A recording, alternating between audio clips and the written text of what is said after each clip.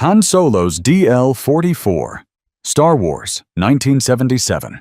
Georg Luger's contemporary and rival on the European market.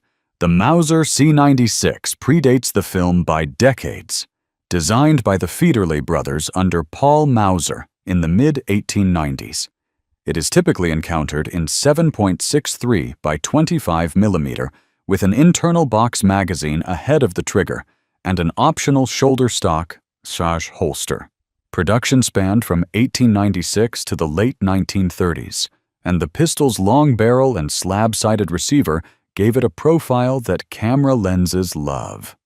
Production C-96s appeared in numerous contract patterns, early cone hammer, later large ring, and short-barreled bolo variants with stripper clip loading into the fixed magazine and a tangent rear sight calibrated optimistically beyond practical pistol ranges. The famous Red 9 marked 9x19 conversions. For A New Hope, armorers converted live C-96s into the DL-44 by shortening the barrel, mounting a Hensoldt 3-power optic on a custom bracket, and fitting a perforated machine gun muzzle device to give the business end more texture on close-ups. Several hero and stunt builds were prepared, with blank firing examples used for muzzle flash and inert castings for fight choreography or safety-critical setups. The pistol is tied to multiple framing shots and inserts Mos Eisley's Cantina exchange, the Bespin corridor moments, and holster draws that linger on the scope and muzzle assembly. British regulations led to post-production deactivation and parting out of components after filming. One of the better documented assemblies re-emerged decades later and changed hands for a 7-figure sum at a major auction. The convergence of an already distinctive early autoloader with visible damn practical dress-ups created a blaster that looks plausible on screen while remaining mechanically grounded in a real firearm. M41, a pulse rifle in Aliens, 1986. John T. Thompson's submachine gun evolved from interwar commercial patterns to wartime M1/M1A1 variants chambered in .45 ACP. The wartime guns are boxy, dependable, and around 10 pounds empty ample mass for reliable blank cycling on set, and enough visual presence to carry a close frame. The wartime M1/M1A1 simplifications replaced the 1928's Blischlock and top-mounted actuator with a straight blowback system and side charging handle, plus fixed aperture sights and stick magazines features that simplified blank tuning and reduced fragile external fittings for set work. Director James Cameron sketched a hard-edged, industrial aesthetic for the colonial Marines and asked Bapty and Company, under armorer Simon Atherton, to realize it.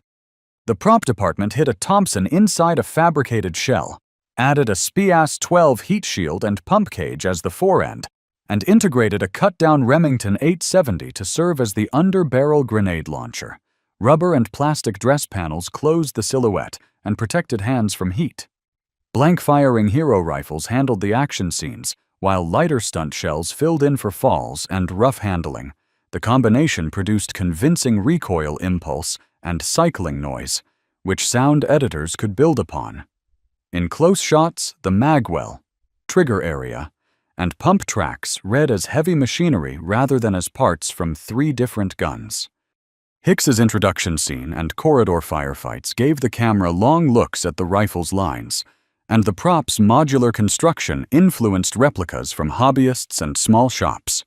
Using a familiar SMG as the power plant under a new shell yielded a future rifle that still behaves like a firearm when the trigger is pressed. Officer Murphy's Auto 9, RoboCop, 1987.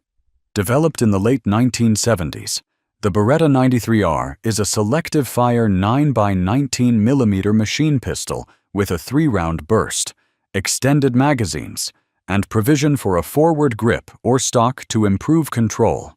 It offered police and counter-terror units a controllable, compact package useful qualities for on-set blank firing as well. A factory 93R carries a frame-mounted selector for safe, semi-3-round burst, an internal rate reducer to tame cyclic cadence, integral compensator ports, and provision for a folding foregrip engineering aimed at controllability that also benefits reliable cycling when loaded with blanks.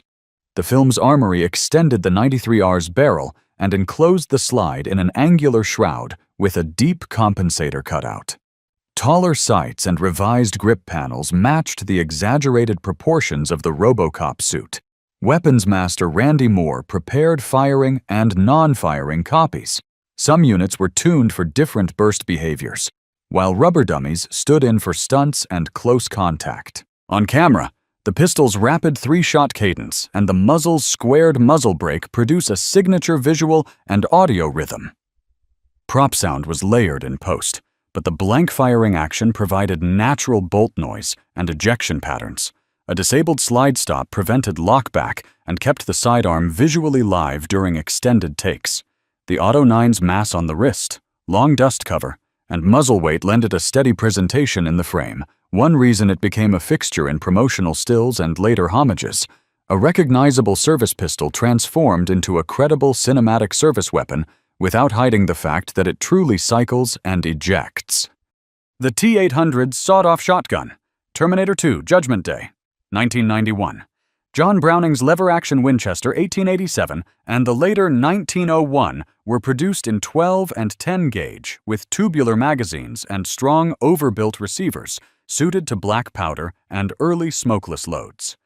The top-eject lever system offers a distinct manual of arms rare among shotguns.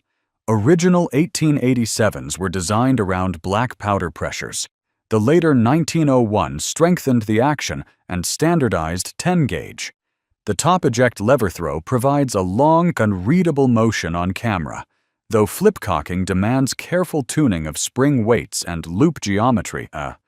Stembridge Gun Rentals supplied and modified multiple 1887s for the film, with armorer Harry Liu coordinating builds.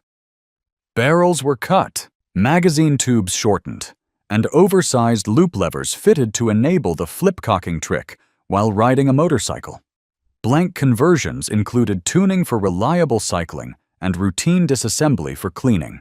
The mall sequence, the Harley pursuit, and the hospital breakout offer long, clear views of the gun in motion lever arcs, ejection of crimped blanks, and the heavy slam of a steel action. Loop size and lever throw were iterated for safety and repeatability, and non-firing stand-ins took the hard knocks. Provenanced examples later crossed the block with documentation, and one is widely believed to have stayed with Schwarzenegger. A 19th-century design became a modern action motif because it gave the camera a repeatable, visually legible motion every time the lever cycled. Deckard's PKD Blaster, Blade Runner, 1982. The Charter Arms Bulldog is a compact 5-shot .44 special revolver introduced in the early 1970s, a big-bore wheel gun sized for carry. The Steyr Mannlicher Model SL bolt-action family contributed a receiver shell with sleek lines. Prop artists combined these elements to create a layered, mechanical handset that suits the film's used future.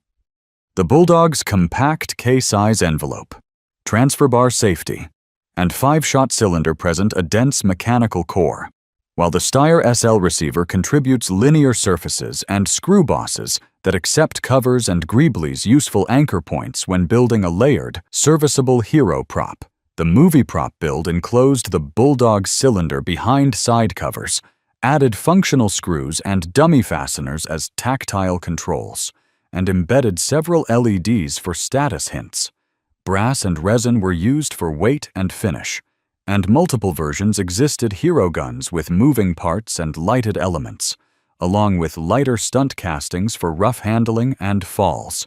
The revolver power plant ensured convincing trigger, hammer, and cylinder behavior when the camera pushed in on close-ups. In inserts, the forward trigger and exposed fasteners suggest a dense machine rather than a toy, while the rifle receiver shell gives a purposeful spine to the profile.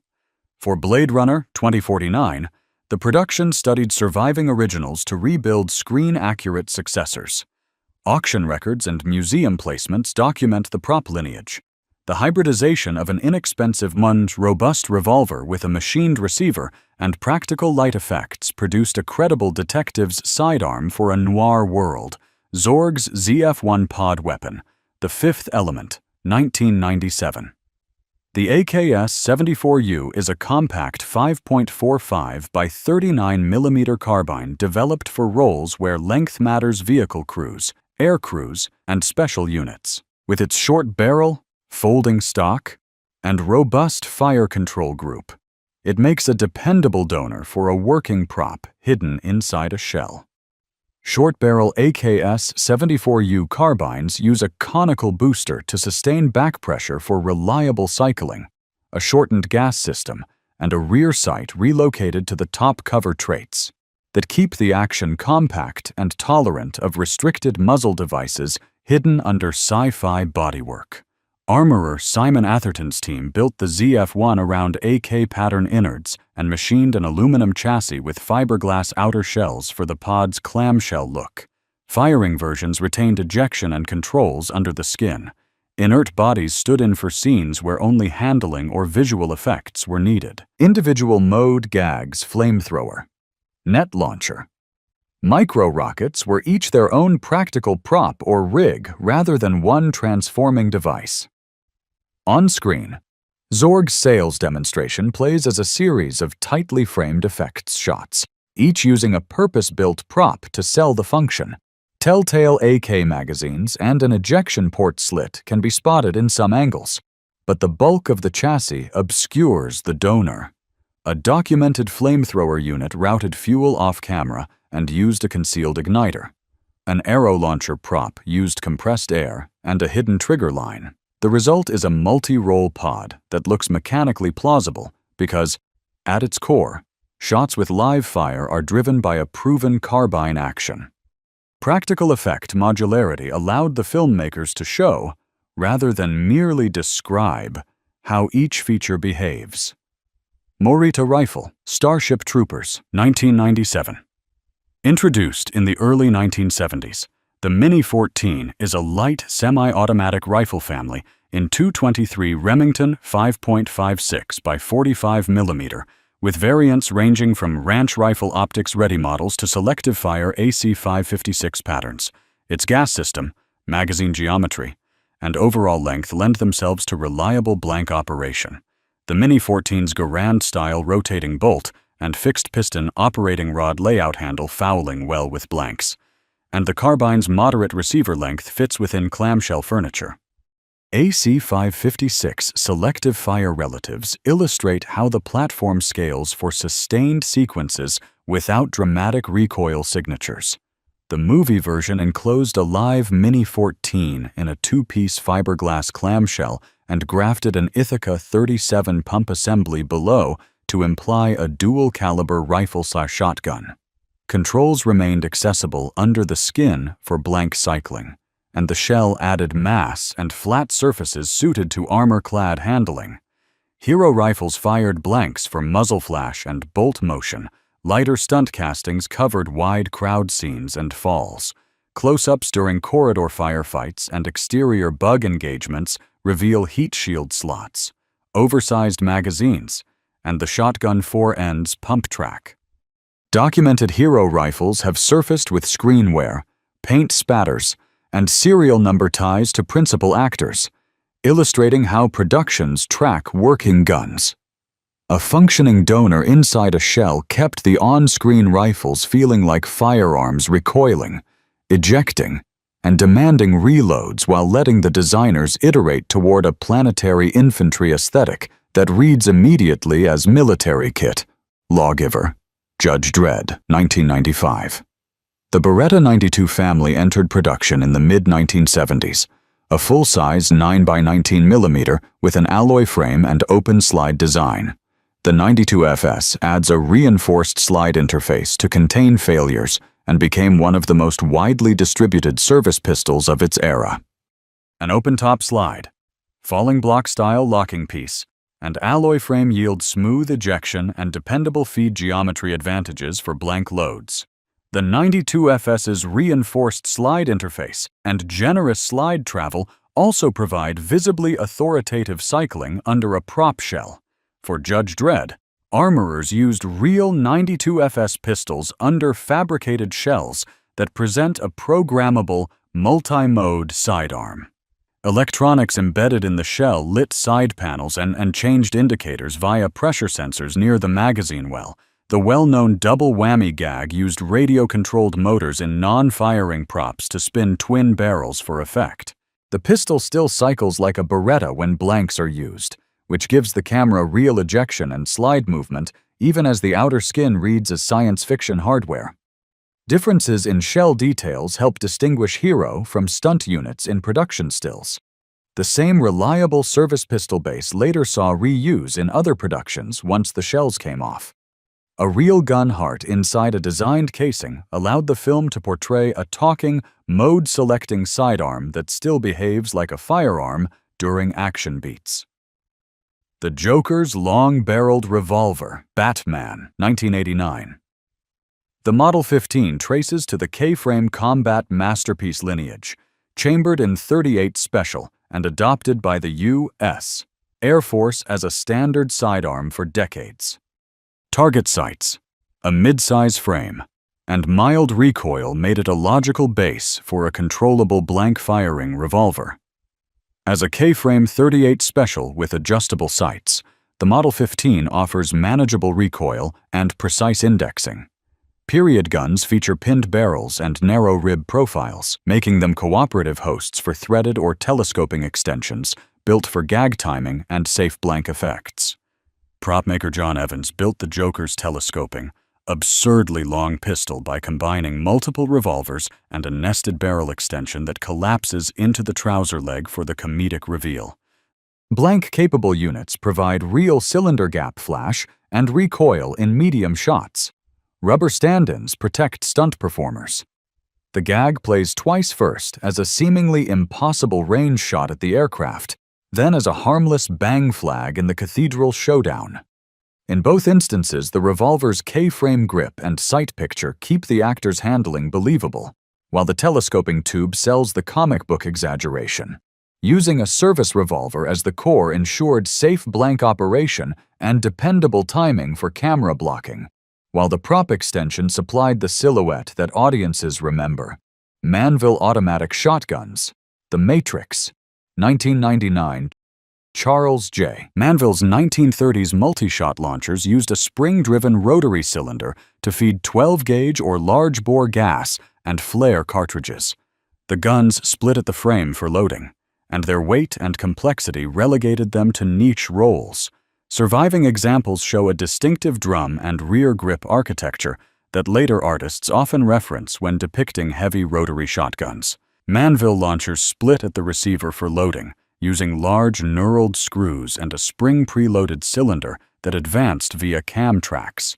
Their bulk and slow reloads limited adoption, but the drum geometry and rear grip ergonomics translate cleanly into modern electric drive prop concepts. Lead armorer John Bowring created Mouse's electrically driven twin shotguns with large rotary cylinders that echo Manville's profile. The film props use cam-operated feeds and decorative shell plates to suggest high capacity. Practical firing is limited to brief salvos on screen, sold with close framing, ejection effects, and controlled muzzle flash. The pair were individually nicknamed in-house, and hero units carried serial markings as an inside joke. In their brief moment, the guns convey an overbuilt, last-resort defensive concept, heavy, complex, and more theatrical than practical, matching the scene's narrative beat. The lineage is interpretive rather than one-to-one. The film devices are not conversions of vintage launchers, but they translate the old rotary aesthetic into a modern prop with contemporary controls and power. By grounding a science fiction visual in recognizable mechanical language, the scene gets the benefit of familiarity while still presenting something the audience has not seen before. We really appreciate you spending your time with this video. If you enjoyed it, please give it a thumbs up and share it with fellow firearm enthusiasts who might find it interesting. And if you'd like to see more content like this, Subscribing helps a lot. Thank you for supporting the channel.